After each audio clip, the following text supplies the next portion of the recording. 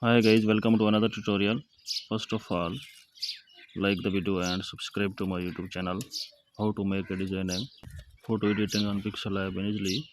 Open a Pixel Lab, select a photo, remove the background color, adjust the photo, duplicate the photo, select the opacity effect shadow enable button down, adjust the photo, select the text here to be written, size the letter, font of letter, select the stroke, adjust the color red, duplicate the letter,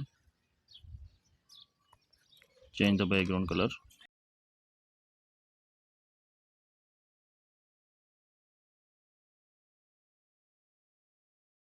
Please like the video and subscribe the channel.